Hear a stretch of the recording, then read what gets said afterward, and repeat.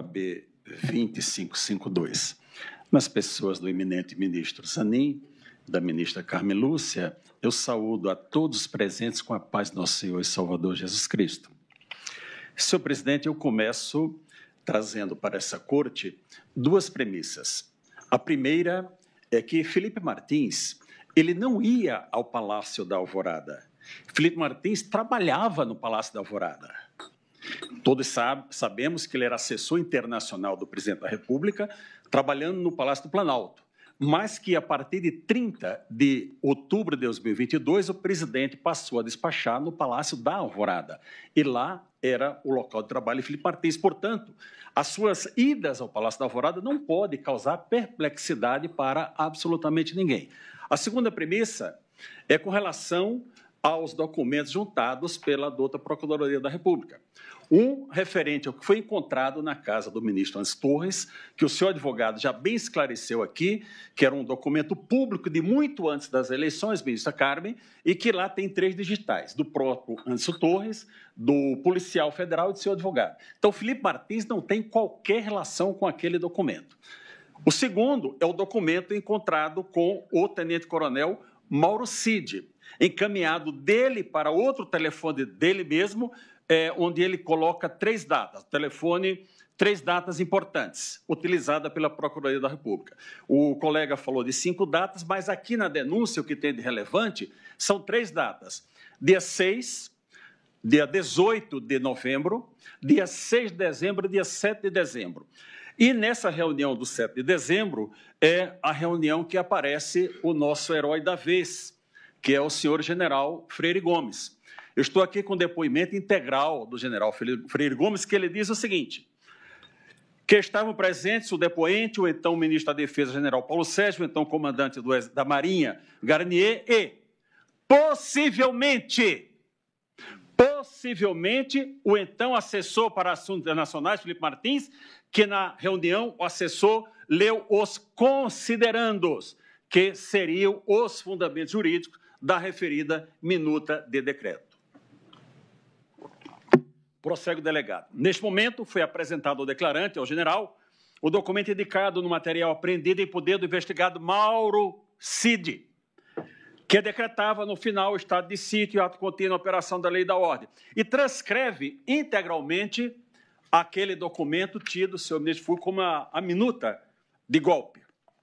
Pois bem, após transcrever todo o depoimento, o delegado volta. Indagado e apresentado neste momento ao depoente, que foi apresentado na reunião dia 7, respondeu que sim. Na referida reunião, possivelmente, Felipe Martins leu o referido documento, o referido conteúdo aos presentes e depois se retirou do local, ficando apenas os militares, o então ministro da Defesa e o então presidente da República, Jair Messias Bolsonaro. Eu volto ao documento mencionado. Senhora ministra Carmen Lúcia, senhor ministro relator. Ele foi encaminhado em 2 terminais, o 4085 final e o 3302, no dia 28 de 11 de 2022, às 23 horas e 39 minutos. Ali era o documento encontrado no telefone de Mauro Cid. Não existe nestes autos uma única mensagem de Felipe Martins para qualquer pessoa.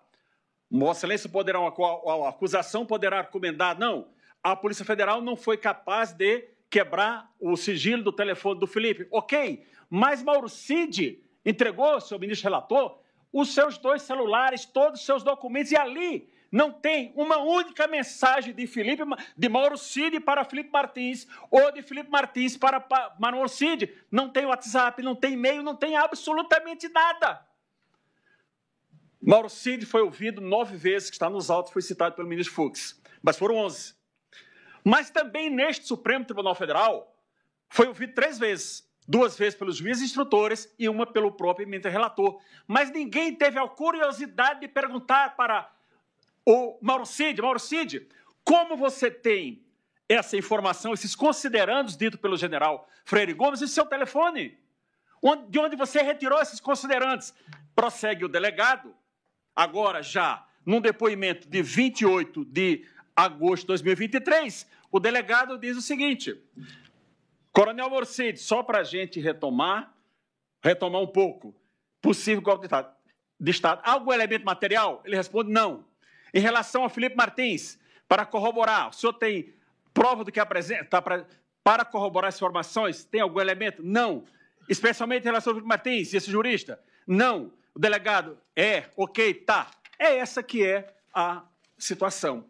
Veja, Vossa Excelências, que Felipe Martins estava incluído num núcleo chamado jurídico, que tinha lá o padre José Eduardo e o advogado Amaury Saad. E eles não foram denunciados, detalhe. Felipe Martins não é advogado.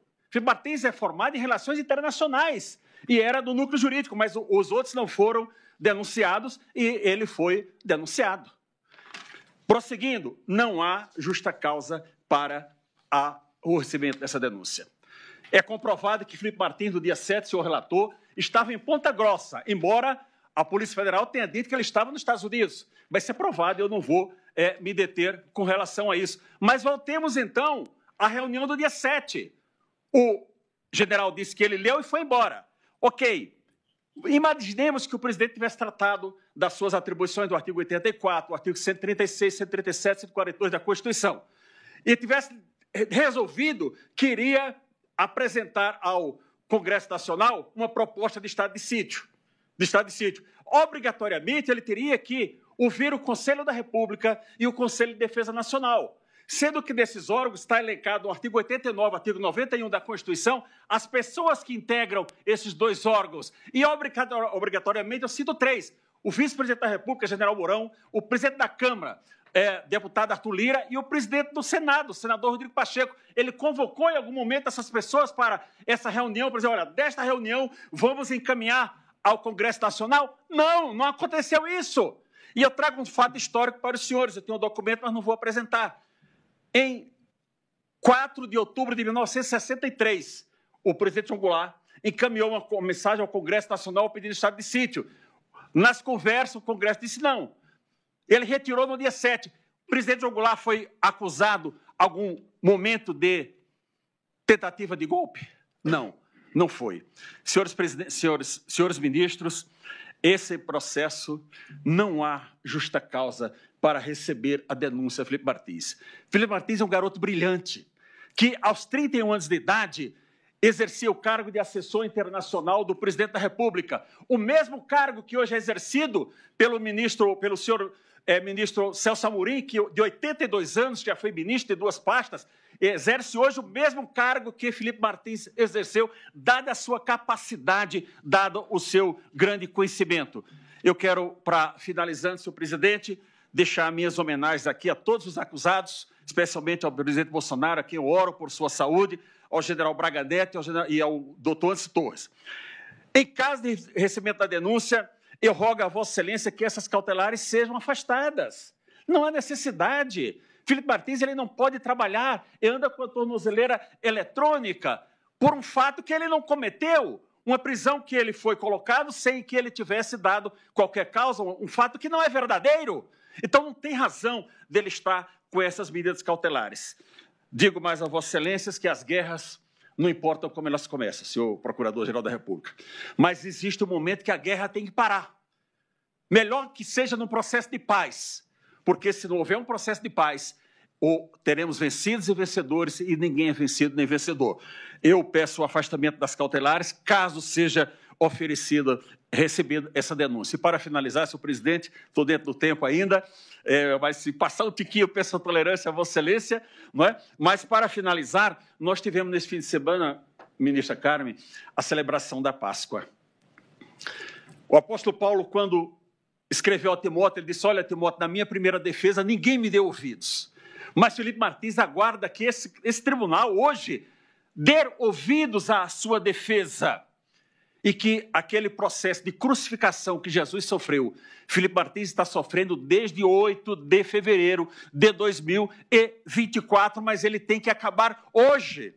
Vossa Excelência tem o poder para fazer isso. Eu peço, senhores ministros, a rejeição da denúncia. Felipe Martins só está nesse processo por um único fato de ser o assessor internacional de do presidente Bolsonaro. Não tem qualquer relação. Imagine se ele tivesse feito a leitura desse documento, qual seria o problema? Eu poderia tratar aqui de outros artigos, mas consegui ficar dentro do tempo e agradeço a tolerância de Vossa Excelência, senhor ministro, nos 30 segundos que eu passei.